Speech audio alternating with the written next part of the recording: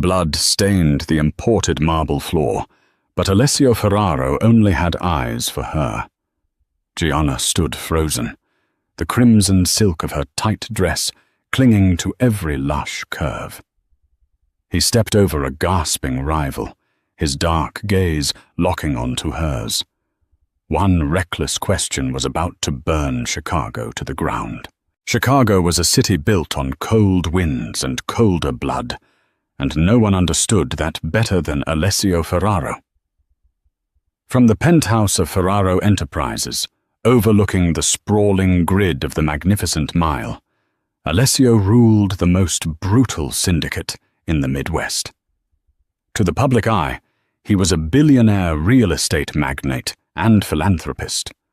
To the criminal underworld, he was the Reaper of the Loop, a man who had systematically dismantled his own uncle's empire piece by piece to claim the throne of the Chicago outfit.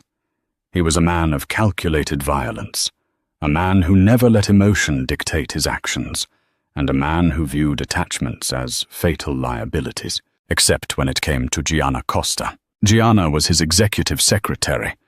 That was her official title on the corporate payroll. In reality, she was the brilliant, unbreakable architect of his legitimate business fronts. She was the one who scrubbed the financial ledgers, hid millions of dollars in offshore accounts with a few keystrokes, and navigated the treacherous waters of federal tax audits without ever breaking a sweat.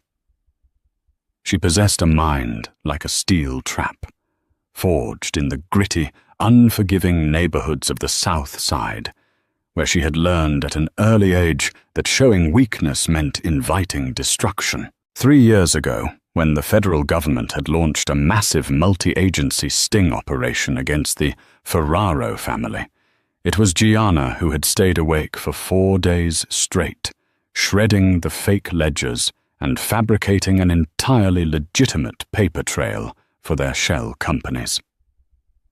She had single-handedly saved Alessio from a life sentence in a maximum security facility. From that day on, she was functionally untouchable within the organization.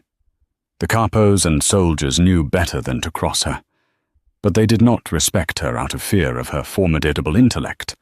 They respected her because they feared the terrifying wrath of their boss. She was also a woman who completely unraveled Alessio's iron-clad control. In a world filled with emaciated socialites and surgically enhanced mob wives, Gianna was a breathtaking anomaly.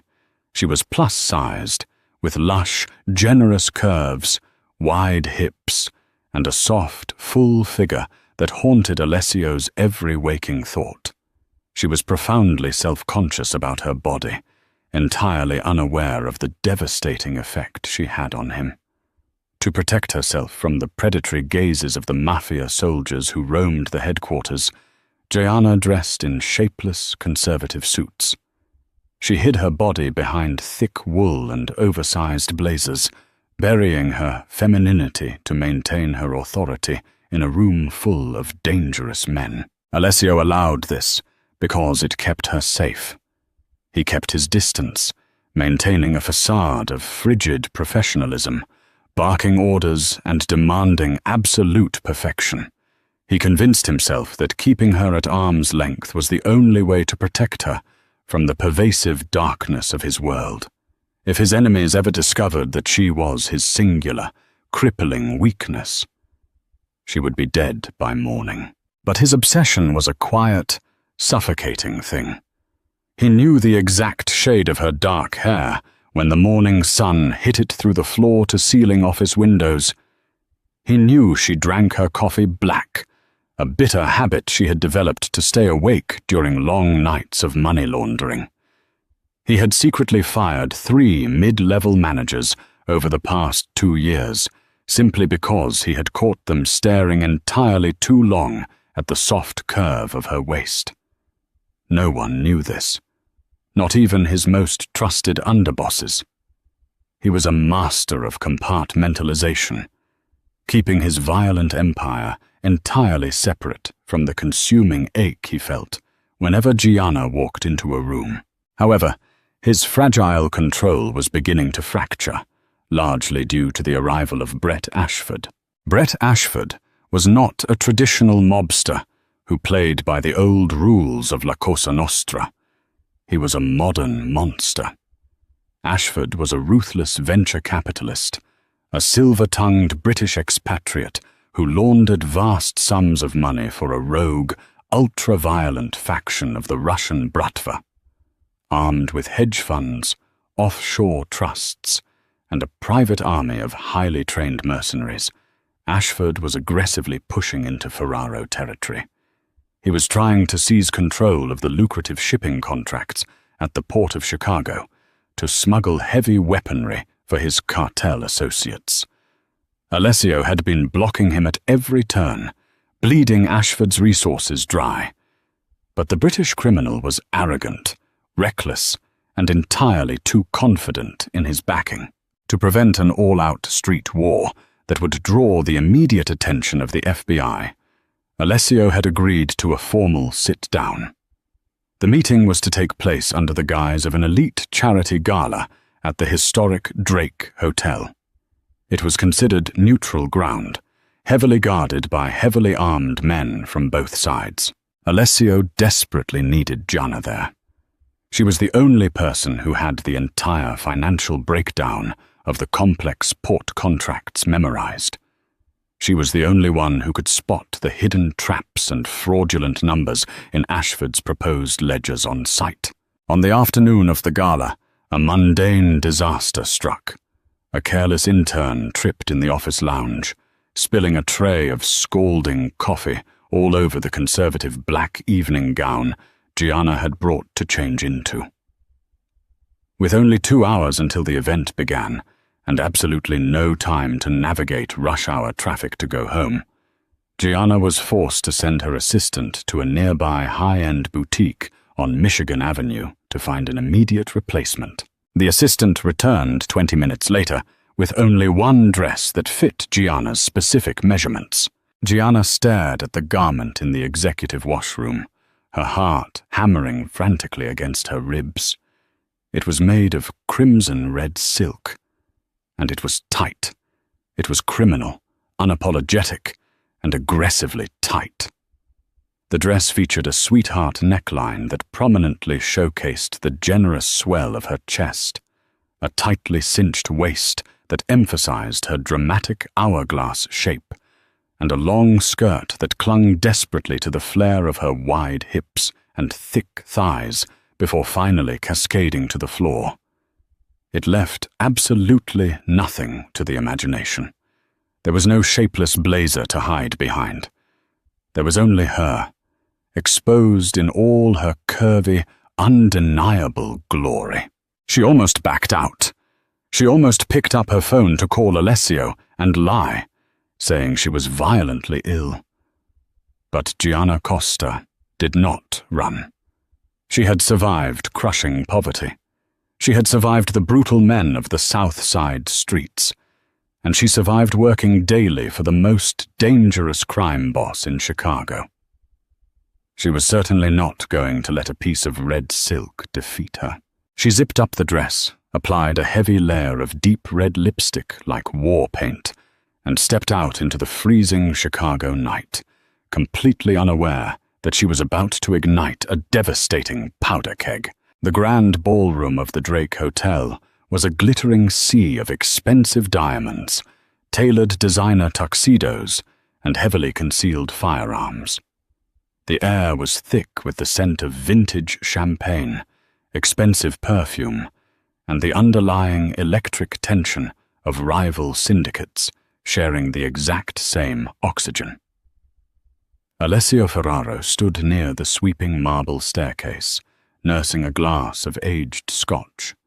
His sharp features formed an impenetrable mask of indifference as his underbosses whispered continuous security updates into his ear. Then the heavy oak doors of the ballroom slowly opened, and Gianna walked in. The effect was entirely instantaneous. The low murmur of polite conversation in the immediate vicinity died abruptly. Heads turned in unison. Crystal glasses paused halfway to open mouths. Alessio felt all the air vanish from his lungs in a single, painful rush. He gripped his Scotch glass so hard it groaned, threatening to shatter into bloody shards in his hand. She was a vision of absolute destructive beauty. The crimson dress molded to her lush curves like a second layer of skin, highlighting the soft, yielding shape of her body that he had spent 3 agonizing years dreaming about. Every step she took across the carpet was a hypnotic, swaying rhythm of rounded hips and quiet, determined confidence. She looked terrified, but she held her chin high, her dark, intelligent eyes scanning the treacherous room with the sharp vigilance he relied on every single day.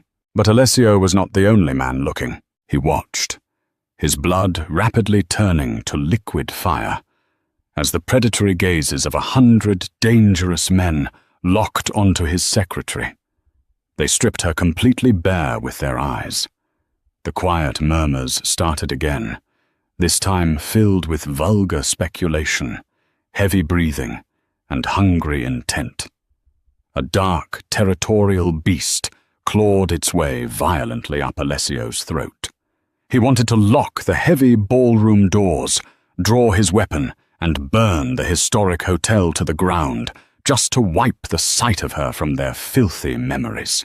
Before Alessio could cross the massive room to shield her from the onslaught of stairs, another man beat him to it. Brett Ashford, the venture capitalist, slithered smoothly through the wealthy crowd, his tailored midnight blue tuxedo contrasting sharply with his pale, aristocratic features. Ashford intercepted Gianna near the towering champagne fountain, deliberately blocking her path toward the Ferraro tables with a smooth, highly predatory smile. Alessio froze in his tracks, his muscles coiling tightly like a striking snake. He immediately began to walk toward them, his long, predatory strides eating up the distance. His aura radiated such pure, unadulterated, murderous intent that hardened Mafia enforcers actively scrambled out of his way to avoid his path. Gianna held her ground firmly as Ashford approached. She recognized him instantly from the detailed intelligence dossier she had personally prepared. She knew exactly how deadly he was. "Good evening, Miss Costa," Ashford purred, his British accent dripping with false, oily charm. He let his cold gaze drop deliberately to her chest, lingering there for an insulting, agonizing amount of time before dragging his eyes slowly down the dramatic curve of her hips. "I must say, Ferraro has kept you entirely too hidden from the world. If I knew his back-office accountant looked like an absolute feast, I would have hostilely taken over his boardroom years ago." "I am not his accountant, Mr. Ashford," Gianna said, her voice remarkably steady and piercingly cold. "And I am certainly not on the menu tonight. If you want to discuss the Chicago port contracts, you can speak directly to Mr. Ferraro. If you want to make crude remarks, you can go find a mirror." Ashford let out a low, amused chuckle, stepping uncomfortably close to her space. He reached out casually, his long fingers brushing a stray, dark curl from her bare shoulder. Gianna did not flinch or back away, but her dark eyes flared with a severe warning.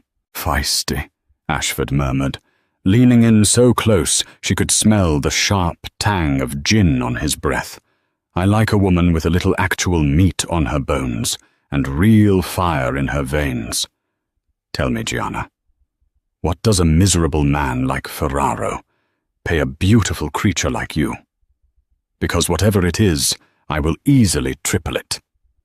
Come work for me.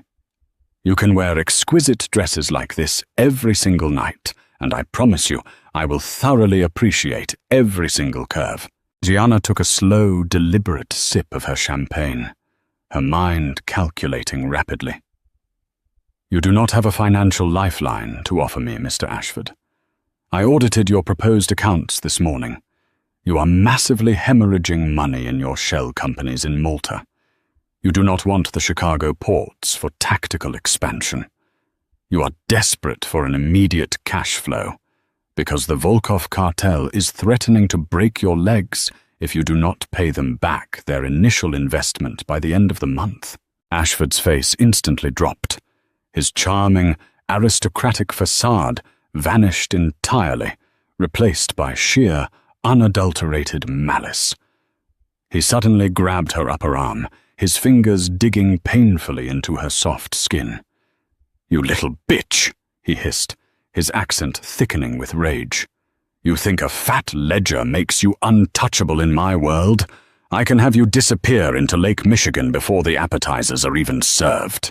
He aggressively dropped his free hand to her waist, his fingers pressing hard into the soft, yielding flesh above her hip. Digging into the crimson silk, the temperature in the grand ballroom seemed to plummet to absolute zero. Alessio stepped up silently behind Ashford. The sheer, overwhelming force of his physical presence was enough to make the surrounding crowd of criminals back away in absolute, breathless terror. "Remove your hand, Ashford," Alessio said. His voice was not a loud shout. It was a low, guttural rasp, barely above a conversational whisper, yet it carried the terrifying weight of a final execution order. Ashford stiffened in surprise, but his arrogance won out, and he did not immediately remove his hand from Gianna's waist. He turned his head slightly, a smug, challenging smile playing on his thin lips. "Ferraro, I was just getting properly acquainted with your incredibly lovely assistant. You really do hoard all the best assets in Chicago for yourself." Alessio did not even look at Ashford's face. His dark, intensely burning gaze was locked entirely on Gianna. He saw the slight, hidden tremor in her hands holding the champagne flute, the brave, stubborn defiance shining in her dark eyes, and the absolutely disgusting mark of Ashford's pale fingers pressing into the crimson silk right at her waist. The heavy iron cage Alessio had painstakingly kept around his heart for 3 long years, violently shattered into dust. Professionalism was dead. Strategic caution was dead. There was only the primal, overwhelming need to publicly claim what was his and utterly destroy anything that threatened it. Alessio reached out, grabbed Ashford forcefully by the lapels of his custom tuxedo, and hurled him backward with terrifying, unnatural strength. Ashford flew through the air and crashed heavily into a crystal cocktail table, shattering glass everywhere and sending expensive liquor spraying across the polished dance floor. Loud gasps erupted across the room. Bodyguards from both syndicates immediately reached inside their tailored jackets, gripping the handles of their weapons. The ballroom was exactly 1 second away from devolving into a catastrophic bloodbath. But Alessio ignored the rising chaos entirely. He stepped directly into Gianna's personal space, his broad, muscular shoulders entirely blocking her view of the ruined table and the stunned crowd. He reached out gently, his large, calloused hands slowly tracing the exact curve of her waist where Ashford had just touched her, as if he were physically erasing the other man's filthy existence from her skin. Gianna stared up at him, her breath hitching loudly in her throat at the raw, unfiltered obsession burning openly in his dark eyes. This was not the cold, calculating, distant boss she had known for years. This was a man completely possessed. Alessio leaned down, his face mere inches from hers, his lips brushing lightly against her ear. But when he spoke, his voice was loud and clear enough to carry through the dead, tense silence of the massive room. He delivered the question that would permanently shatter their professional facade and rewrite the violent rules of the Chicago underworld forever. "Gianna," Alessio whispered, his voice vibrating with a dark, suffocatingly jealous rage. "Who gave you permission to wear a dress that forces me to kill every single man in this room for daring to look at what belongs strictly to me. The silence in the grand ballroom shattered into chaos. Dozens of weapons cleared their holsters, the metallic clicks echoing like a firing squad. Alessio Ferraro did not draw his gun. He did not need to. His enforcers formed an impenetrable human wall around him and Gianna Costa. Brett Ashford scrambled up from the ruined crystal, bleeding from a deep gash on his forehead, his face twisted in humiliated rage. Alessio gave a single nod to his underboss. The signal was clear. If anyone moved, the Drake Hotel would become a graveyard. Alessio wrapped his large hand firmly around Gianna's waist, his grip possessive and unyielding, and marched her out of the ballroom. They moved rapidly through the service corridors, flanked by heavily armed guards, until they reached the armored SUV waiting in the freezing Chicago alleyway.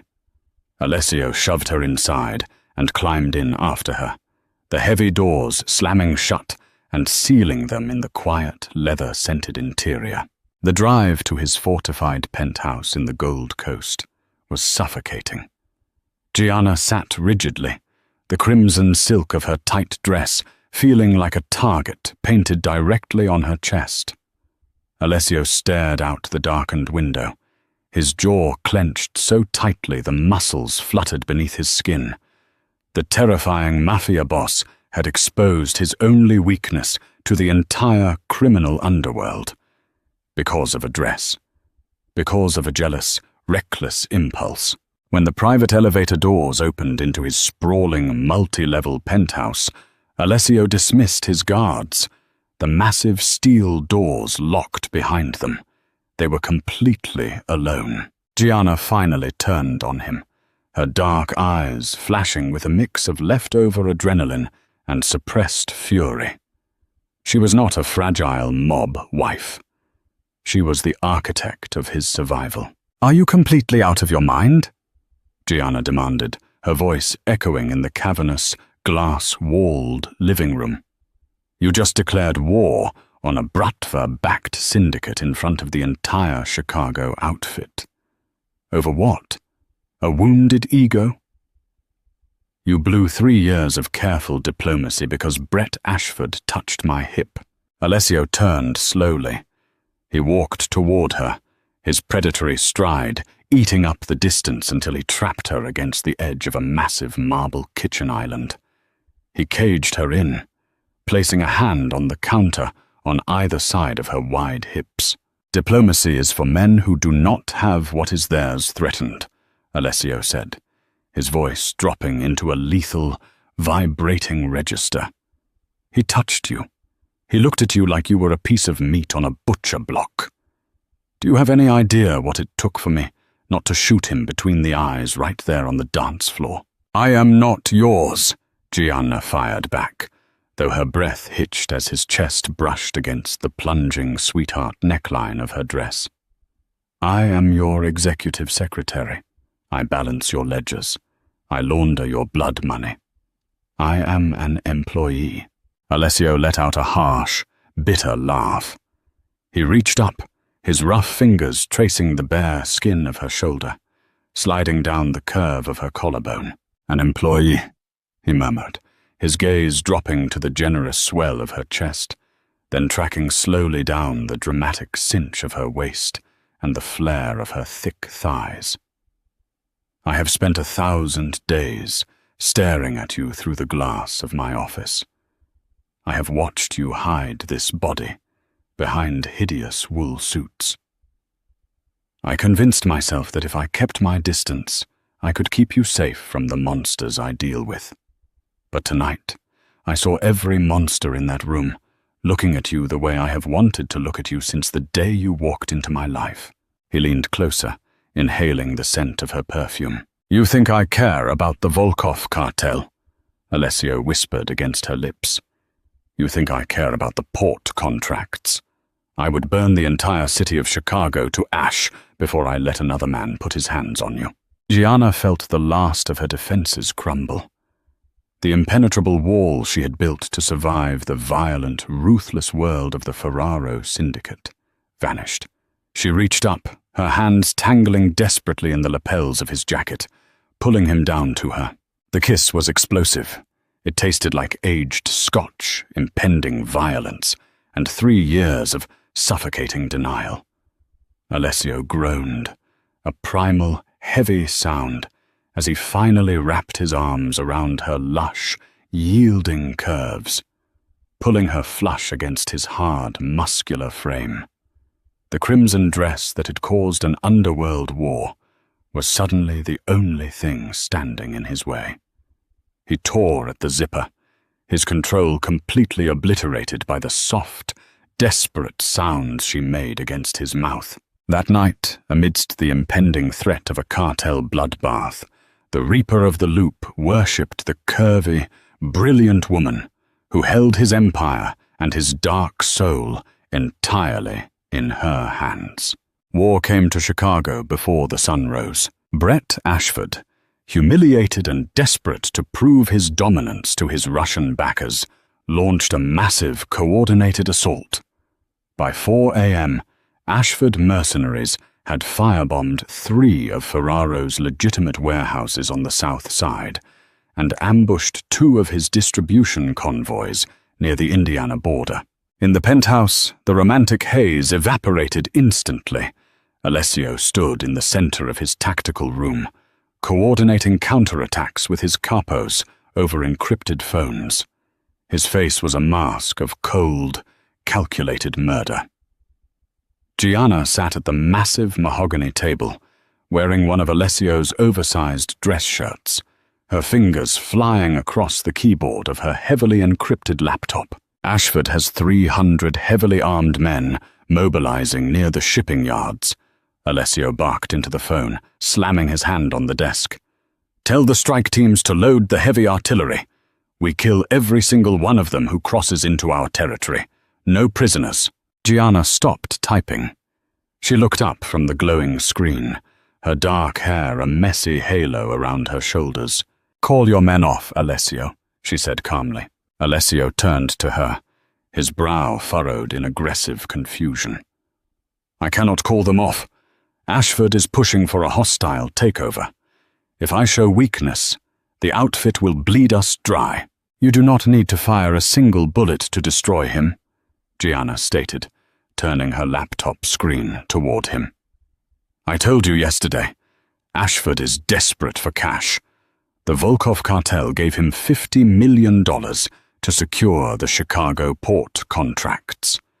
He used $40 million of it to cover bad investments in Malta, assuming he could use the port revenue to pay them back before they noticed. She tapped a single key.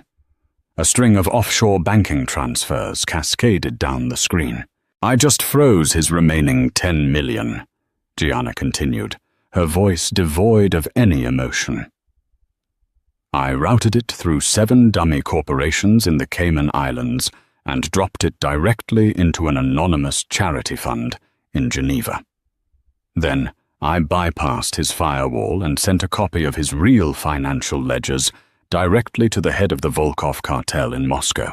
Alessio stared at the screen, then looked slowly up at the beautiful, dangerously brilliant woman sitting at his table.